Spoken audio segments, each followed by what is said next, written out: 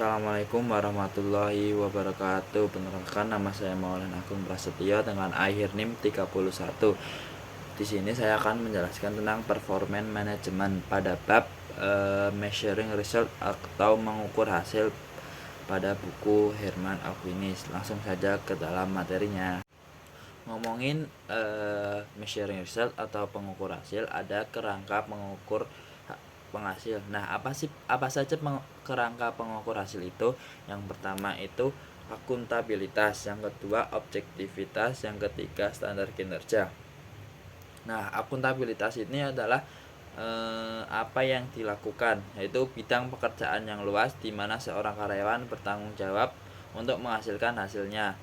Terus yang kedua objektivitas. Objektivitas itu adalah tujuan apa yang ingin dicapai, pernyataan tentang hasil yang penting dan terukur. Terus yang ketiga itu standar kinerja atau bagaimana cara mengukurnya, yaitu tolak ukur yang digunakan untuk mengevaluasi itu seberapa baik karyawan mencapai tujuan. Nah, ini adalah kerangka berpikir measuring result. Nah, mari kita bahas satu persatu. Nah, yang pertama menentukan akuntabilitas. Akuntabilitas merupakan bagaimana seseorang dikatakan mempunyai akuntabilitas adalah bagaimana seseorang yang bertanggung jawab terhadap hasil yang dikeluarkan. Nah, bagaimana cara menentukan akuntabilitas? Yang pertama, kumpulkan informasi menggunakan deskripsi pekerjaannya. Nah, deskripsi pekerjaan memberikan detail tugas dan tanggung jawabnya. Terus kelompokkan tugas ke dalam kelompok yang bermakna, yaitu tugas kelompok berdasarkan keterkaitannya. Terus mengukur seorang tersebut akuntabel atau tidak based on hasil pekerjaannya dia disandingkan atau dibandingkan dengan job deskripsi yang sudah ada, yang sudah dibuat, yang sudah ditentukan oleh perusahaan. Nah, itu dapat mengukur berapakah lama dia mengerjakan pekerjaan dia, apakah dia cepat, sedang atau lama, kemudian berhasilkah, berapa signifikah apa yang dia capai, hasil yang dia capai untuk membuat organisasi dia sukses. Nah, itu merupakan standar kinerja atau tolak ukur yang digunakan untuk mengevaluasi seberapa baik karyawan mencapai tujuannya. Yang kedua, menentukan objektivitas atau menentukan tujuannya. Nah, bagaimana cara organisasi menentukan tujuannya? Yang pertama itu fokus pada sejumlah hasil kunci yang terbatas. Maksudnya itu mengidentifikasi hasilnya yang paling penting. Terus yang kedua, memberikan arahan untuk kinerja, yaitu memandu upaya karyawan. Terus yang ketiga, mendukung umpan baik dan penghargaan, yaitu kaitkan kinerja, tekan evaluasi dan penghargaannya. Terus apa ciri-ciri tujuan yang baik? Yang pertama, spesifik dan jelas. Maksudnya yaitu menetapkan hasil yang diharapkan dengan jelas. Terus yang kedua, menantang namun dapat dicapai. Yang dapat mendorong peningkatan kinerja. Terus yang ketiga, disepakati dan dikomunikasikan. Maksudnya keselarasan antara karyawan dan manajer, yang dimana karyawan dan manajer yang bagus komunikasinya itu dapat menjadikan tujuan yang baik atau tujuannya itu dapat dicapai. Terus terikat waktu dan diprioritaskan, yaitu sertakan tenggat waktu dan fokus.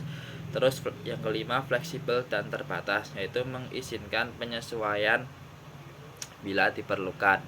Terus yang ketiga, membahas tentang performance standar. Performance atau kinerja merupakan hasil kerja yang dihasilkan oleh seseorang dan dibutuhkan standar-standar kinerja untuk membuat hasil karyawan tersebut mempunyai atau mengacu pada standar yang sudah ditentukan oleh perusahaan. Jadi, jangan sampai keluar dari standar-standar yang sudah ditentukan oleh perusahaan. Nah, bagaimana kita mendefinisikan atau menjelaskan secara rinci performance dari standar tersebut? Nah, performance dari standar atau standar performance umumnya di dalam buku Herman Aquinas terdapat 3 berkaitan dengan quality, yaitu seberapa quality itu seberapa kualitas kerja kita, kualitas kerja karyawan. Nah, kemudian yang kedua mengenai kuantitas, yaitu berapa hasil yang dikerjakan oleh karyawan. Terus yang ketiga yaitu berapa banyak, terus berapa sering dan berapa biayanya karyawan dalam menghasilkan kinerjanya. Terus kemudian yang terakhir mengenai time atau waktu, yaitu batas waktu dan kecepatan karyawan dalam kinerja mereka. Terus komponen standar kinerja. Yang pertama itu ada kata kerja atau tindakan, yaitu menentukan apa yang perlu dilakukan pada standar kinerja itu. Terus yang kedua itu pada dua kencannya, itu menentukan garis waktu. Terus indikator yang terukur, yang dimana dia itu melakukan dua hal nih, mau kualitas dan atau kuantitas. Nah, itu bisa milih karakteristik standar kinerja yang baik. Nah, apa saja sih karakter standar kinerja yang baik itu? Yang pertama, terkait dengan posisinya, yaitu terkait dengan tanggung jawab dan pekerjaannya. Nah, seorang karyawan yang bertanggung jawab atas posisinya atau job desk dia, itu menjadikan standar kinerja yang baik. Terus konkret, spesifik dan terukur. Standar kinerja yang konkret, spesifik dan terukur itu menjadikan standar yang akan lebih baik, yaitu memungkinkan evaluasi objektif. Jadi standar itu tuh bisa dievaluasi lebih lanjut. Terus praktis dan bermakna, yaitu mudah diaplikasikan. Nah, standar kinerja yang mudah diaplikasikan itu dapat menjadikan lebih baik, atau seorang karyawan itu dapat mencontohnya itu lebih mudah dan lebih cepat. Nah itu menjadikan dampak yang lebih baik juga.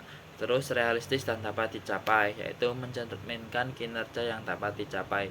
Nah, kalau misal standar kinerjanya itu sulit atau menyulitkan karyawannya, maka itu akan lebih sulit dicapai.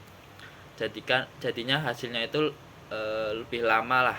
Nah, kalau misalnya realistis dan dapat dicapai, mungkin itu akan memotong waktu atau menjadikan karyawan lebih cepat. Terus ditinjau secara berkala, yaitu diperbarui sesuai kebutuhannya. Misalnya di organisasi itu butuhnya ini.